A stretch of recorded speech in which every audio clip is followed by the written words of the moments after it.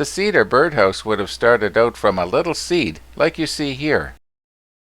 Now cedar trees come in a variety of shapes and sizes, but the one pictured here is the one that is most commonly used for making lumber. This is a 1 by 6 by 5 foot long cedar board.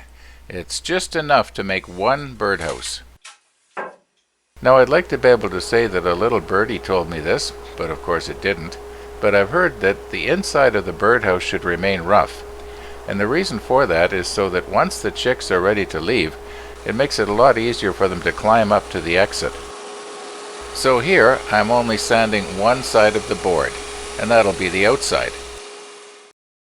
Here all the parts are drawn to scale and laid end to end, so as to know how to best cut the board.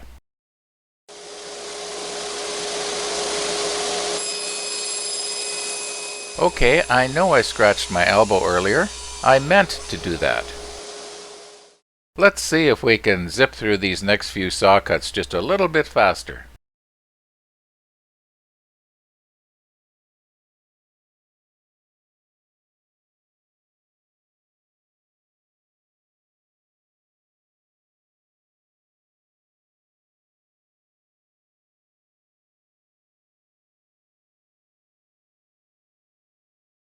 Now the end piece that was cut off that 5-foot board is just right for the perch.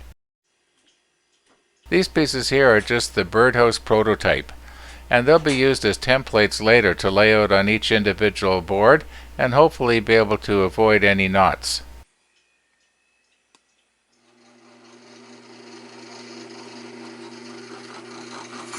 I have been told, and I've also done a little research on the internet, and I've discovered that it is best not to have a perch on a small birdhouse.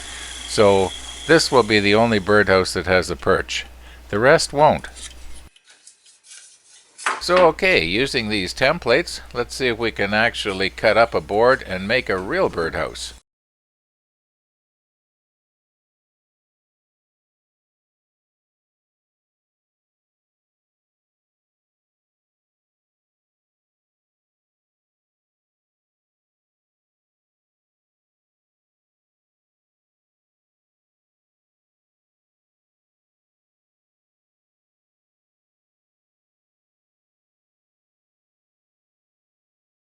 Oh, if only I could really work that fast. Wouldn't that be great?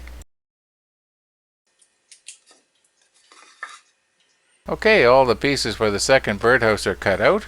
It's just a matter of drilling another hole for the entrance and gluing them together.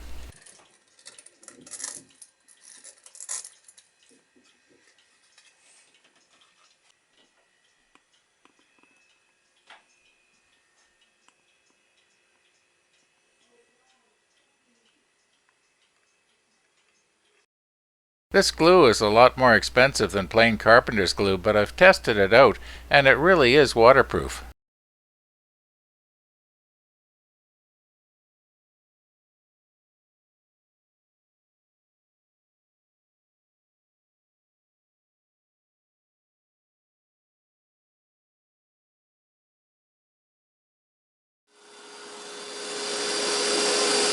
Cutting these extra grooves directly under the entrance hole will make it a lot easier for the baby birds to get out when it's time for them to fly the coop.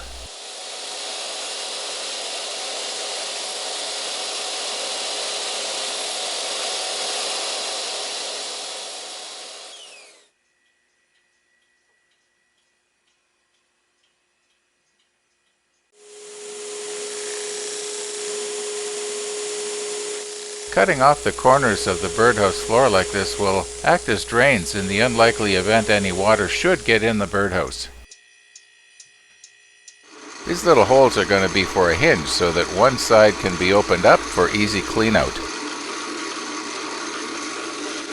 Now we don't want the little bird to get her feathers ruffled as she's going in and out the hole, so we're just going to smooth it out a little bit here for her.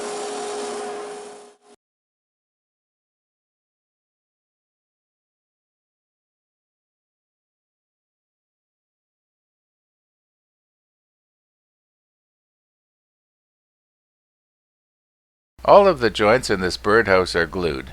However, later on nails will be used so that in the unlikely event that the glue does let go over time, the nails will hold it together. Once the glue dries, some of that squeeze out that you see there will be scraped away. However, here's another thing that I really like about this particular glue. The manufacturer claims that it is non-toxic, so there's no danger of the birds getting sick should they be pecking away at anything that I miss.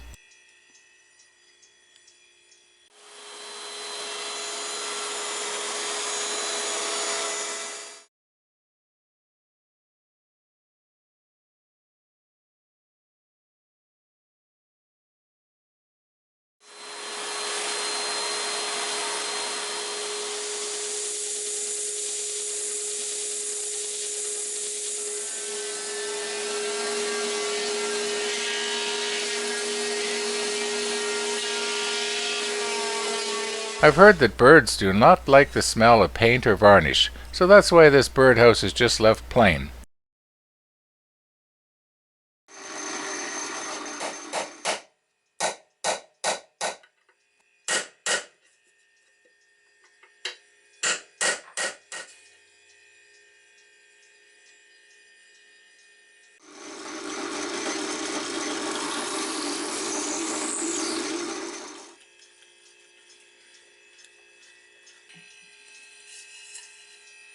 Another thing that I've heard is that the birdhouse should be mounted securely to something. It shouldn't be left to swing around in the wind like at the end of a string. So that's why this bracket is going to be on the back. Make it a little easier to mount the birdhouse.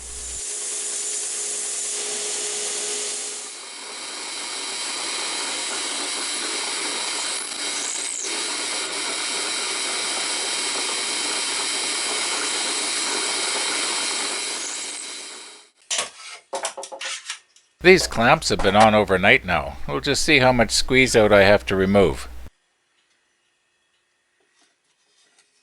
As it turns out, not very much at all.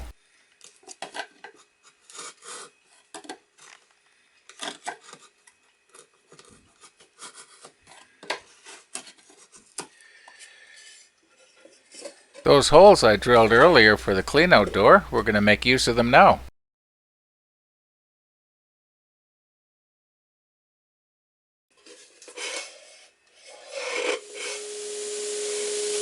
Okay, the main part of the birdhouse is all glued together and the clean-out door is mounted in place. Now it's time to just sand everything nice and smooth.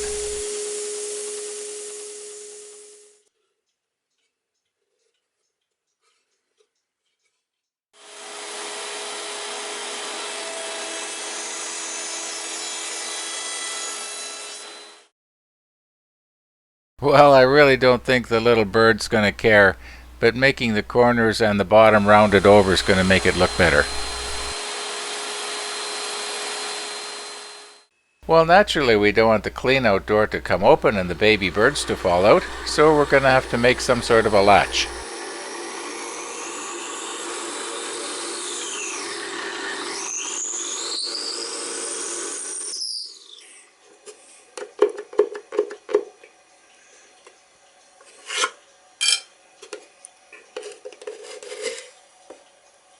There we are.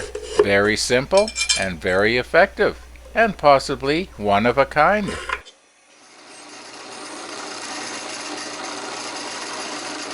Okay, it's time for the roof. And I'm going to use a combination of both glue and nails. It's not coming off.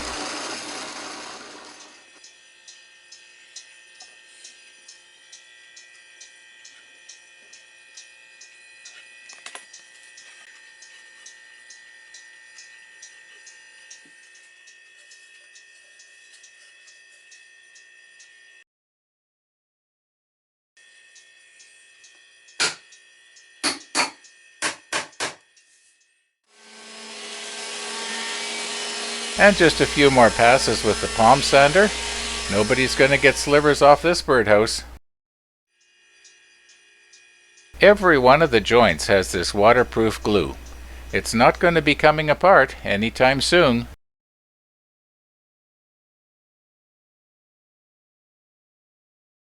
The only thing left to do now is mount the bracket on the back, and birdhouse number 1 is complete.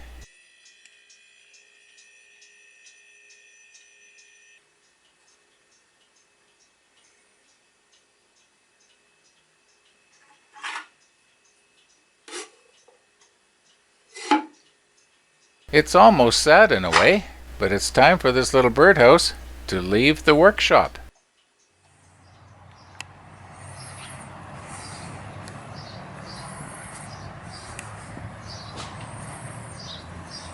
And here it is, hanging up in my neighbor's beautiful Manitoba maple tree. And if you use your imagination, you can hear the bird.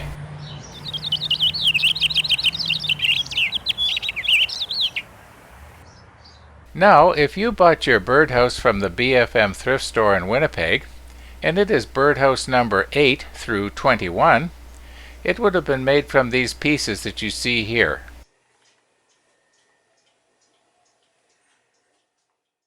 Your birdhouse would have been made pretty much the same way as what you saw in the video, except that instead of using clamps, a nailer was used as you see here. However, every joint was glued with that waterproof glue.